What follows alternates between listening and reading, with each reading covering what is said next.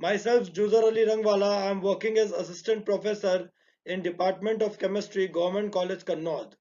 And today we are going to talk about solubility and solubility product, which is related with qualitative inorganic mixture analysis. आज हम विलयता और विलयता गुणनफल के बारे में बात करेंगे जो हमारे अकार्बनिक मिश्रण के विश्लेषण से संबंधित है। Now let us start our discussion. अब हम अपने इस मॉड्यूल के विषय की शुरुआत करते हैं। First topic which I am going to cover is solubility. विलयता क्या है? How will we define solubility? किसी भी पदार्थ की वह अधिकतम मात्रा जो निश्चित तापमान पर किसी विलायक में घोली जा सकती है वह पदार्थ की विलयता अर्थात सॉल्युबिलिटी कहलाती है। Solubility can be defined as the maximum amount of solute which can be dissolved in a particular solvent at a given specified temperature. Solubility को हम S से डिनोट करते हैं, कैपिटल S से डिनोट करते हैं, और इसकी जो यूनिट है, इकाई है, वह ग्राम प्रति लीटर या मोल प्रति लीटर होती है। Solubility is denoted by capital S and it is usually expressed in terms of मोल पर लीटर और ग्राम पर लीटर, जैसा कि आप आगे न्यूमेरिकल्स में भी देखेंगे जब हम सॉल्युबिलिटी का कैलकुलेशन करेंगे। Now after solubility we move towards solubility product. विलयता गुणनफल क्या होता है?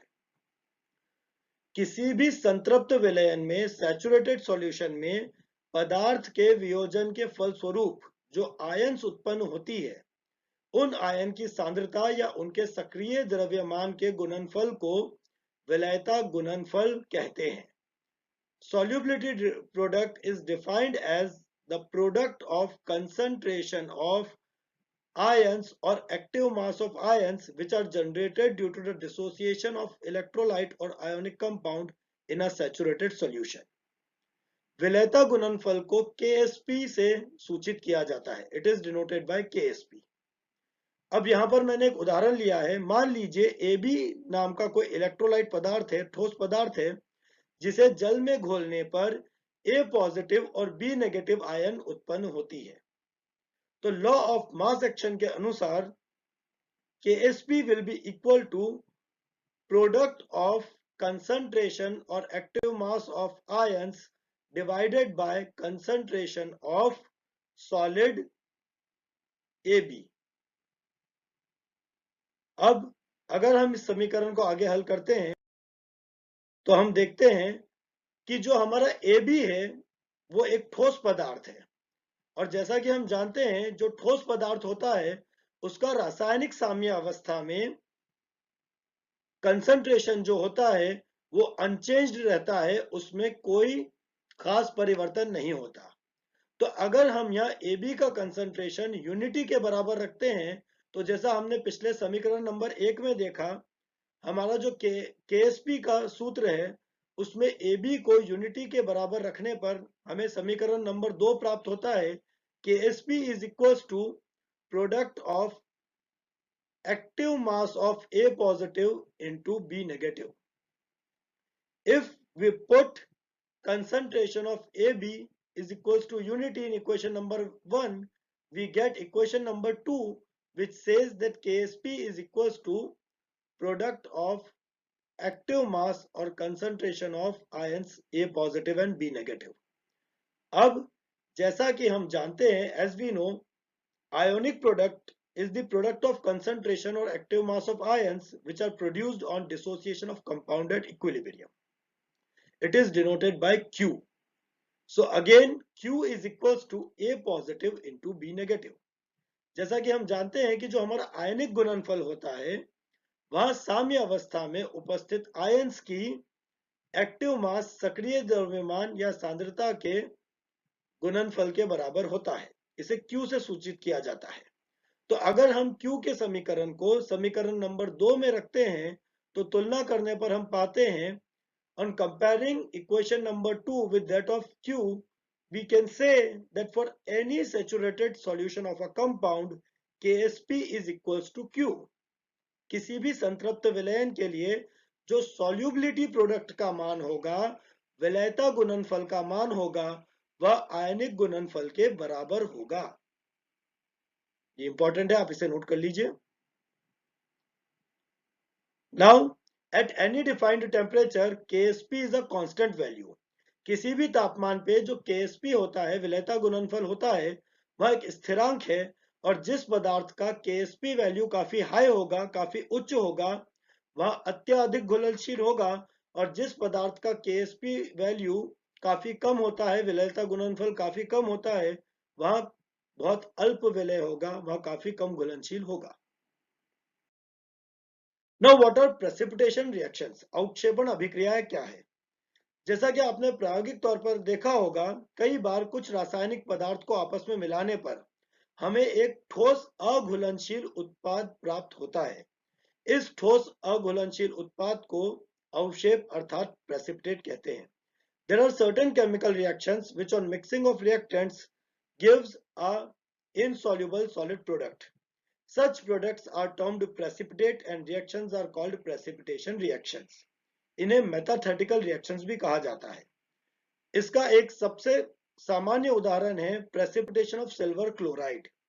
जब हम सिल्वर नाइट्रेट के विलयन में सोडियम क्लोराइड का सॉल्यूशन डालते हैं तो हमें AgCl का सफेद अवक्षेप प्राप्त होता है, जैसा कि यहाँ आप इस परख नली में देख सकते हैं। When we add solution of sodium chloride in a solution of silver nitrate, we obtain white precipitate of silver chloride, as it is shown in this test tube. Now, what are the conditions of precipitation? अवक्षेपण हेतु क्या आवश्यक परिस्थितियां होनी चाहिए? किसी भी संतृप्त विलयन में जो ठोस पदार्थ होता है, इनसॉल्युबल पदार्थ होता है, वहां अपनी आयंस के साथ साम्य अवस्था में उपस्थित होता है। In a saturated solution of an ionic compound, the solid insoluble compound is in equilibrium with the ions which are dissolved in solvent phase. अब अगर ionic product का मान solubility product से अधिक हो जाए, in that condition, according to Le-Chatelier's principle, when ionic product of a compound overtakes its solubility product, then the compound precipitates out of the solution in the form of solid. जब आयनिक गुणनफल का मान विलेयता गुणनफल से अधिक हो जाता है तो ले शेतोलिए के सिद्धांत के अनुसार जो अतिरिक्त आयंस होती है वह पुनः संयोजित होकर ठोस पदार्थ का निर्माण करती है जो विलयन से बाहर अवक्षेपित हो जाती है। So if value of ionic product Q exceeds over solubility product Ksp, then it leads to precipitation of solid compound. Now what are sparingly soluble salts? अल्प विलेय लवण क्या होते हैं? वे लवण जिनका 0.1% या उससे भी कम हिस्सा विलायक में घुलनशील हो, उन्हें अल्प विलेय लवण कहा जाता है। Sparingly soluble salts are those salts which are soluble less than 0.1%. इनकी एक बहुत ही सूक्ष्म मात्रा जल या किसी भी विलायन में घुलती है और ये तुरंत ही संतृप्त विलयन बना लेते हैं। A very minute quantity of these salts dissolves in water or any other solvent, forming a saturated solution. इसका जो सबसे सामान्य उदाहरण है वह है सिल्वर क्लोराइड।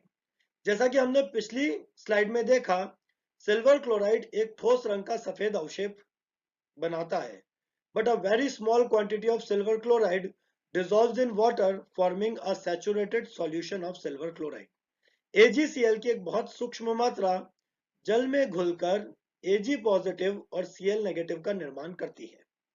अब अगर हम यहाँ पर AgCl के विलेयता गुणनफल यानी कि solubility प्रोडक्ट को कैलकुलेट करें तो Ksp is equals to Ag positive into Cl negative. जैसा कि हमने समीकरण 1 और 2 में देखा था, Ksp बराबर था धनायन का एक्टिव मास into ऋण आयन का active mass. As we have seen in equation number 1 and 2, Ksp is equals to product of concentration or active mass of ions. Ksp for AgCl will be equal to Ag positive into Cl negative. अब इस समीकरण में अगर हम यह मान ले कि जो हमारा सिल्वर क्लोराइड का संतृप्त विलयन है उसमें AgCl की विलेयता अर्थात सॉल्युबिलिटी S मोल पर लीटर के बराबर है, तो जैसा कि हमारी रासायनिक समीकरण में हम देख सकते हैं 1 मोल सिल्वर क्लोराइड के वियोजन पर 1 मोल सिल्वर पॉजिटिव और 1 मोल क्लोराइड नेगेटिव उत्पन्न होता है। So the concentration of Ag positive or Cl negative will be equal to the concentration of AgCl which is present in the saturated solution of compound. इस condition में जो silver ion और chloride ion की सांद्रता है वो AgCl की सांद्रता S मोल प्रति लीटर के बराबर होगी। अब समीकरण नंबर 4 से Ag पॉजिटिव और Cl नेगेटिव का मान समीकरण नंबर 3 में रखने पर हम ये देखेंगे कि KSP बराबर होगा S इंटू S बराबर S का स्क्वायर। जो हमारा KSP है वो S के वर्ग के बराबर होगा, जैसा कि समीकरण नंबर 5 में दर्शाया गया है। या फिर हम ये भी कह सकते हैं कि जो हमारी सॉल्युबिलिटी अर्थात विलेयता है वो विलेयता गुणनफल के वर्गमूल के बराबर होगी। S will be equal to under root of KSP.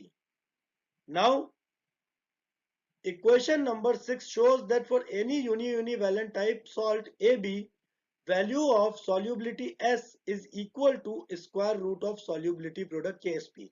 समीकरण नंबर 6 से यहां समझ में आता है कि जो भी AB प्रकार का लवण होगा उसमें S जो होगा वो KSP के वर्गमूल के बराबर होगा। और अगर हमें किसी भी निश्चित तापमान पर S का मान नोन है तो S की सहायता से विलेयता की सहायता से विलेयता गुणनफल का परिकलन भी किया जा सकता है। अब जैसा कि इस चित्र में दिखाया गया है किस प्रकार से ठोस सिल्वर क्लोराइड से उत्पन्न होने वाली आयन के साथ साम्य अवस्था में उपस्थित रहता है।